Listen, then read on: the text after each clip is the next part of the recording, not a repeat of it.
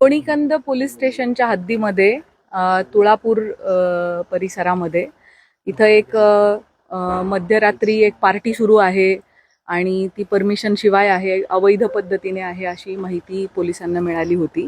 त्याच्यावरून या ठिकाणी कारवाई करण्यात आलेली आहे. इथे अशा पद्धतीच्या कारवाईच्या दरम्यान परिस्थिती होती की 100हून अधिक मुलं मुली आणि इथले सगळे ऑर्गनायझर्स या ठिकाणी होते. त्यांच्याकडे त्यांनी कुठली परवानगी वगैरे घेतली आहे का ह्याची पडताळणी केली असता असं लक्षात आलंय की एक्साईजची त्यांनी दिनांक 6 रोजी 1 वाजल्यापासून ते रात्री 11:30 वाजेपर्यंतची परवानगी त्यांच्याकडे होती, परंतु ती परवानगी संपल्यानंतर देखील त्यांनी या ठिकाणी दारूची पार्टी ही कंटिन्यू केलेली आहे.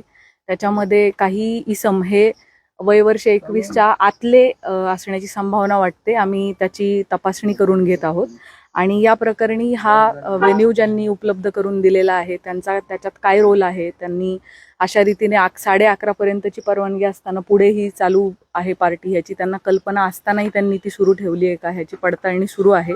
ऑर्गनायझर्सनी याच्यामध्ये त्यांना दिलेल्या परवानगीचा भंग केलेला आहे.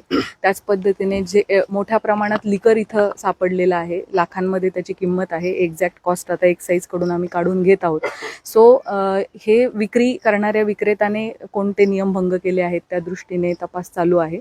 त्यामुळे BNSचे कलम 223, 270, 3(5) आणि 292 याप्रमाणे गुन्हा दाखल करण्याची कारवाई सुरू आहे. त्याच पद्धतीने महाराष्ट्र प्रोहिबिशन ॲक्टचे देखील अनेक गोष्टींचं उल्लंघन झाल्यामुळे आपली प्रोहिबिशन ॲक्टप्रमाणे कारवाई चालू आहे. महाराष्ट्र पोलीस ॲक्टप्रमाणे 33 रेड विथ 131 प्रमाणे गुन्हा दाखल होत आहे. तंबाखूजन्य पदार्थ यामध्ये सापडलेले आहेत आणि पॉट्स पण सापडलेले आहे, शिशा पण सापडलेला आहे. सो त्या दृष्टीने आपला तपास पुढे सुरू आहे आणि आपल्याला NDPSची स्मॉल क्वांटिटी देखील या ठिकाणी मिळालेली आहे. त्यामुळे या सगळ्या कलमांतर्गत आणि कायद्यांतर्गत पोलिसांचा तपास सुरू आहे आणि गुन्हा दाखल होण्याची प्रक्रिया ही सुरू आहे. धन्यवाद.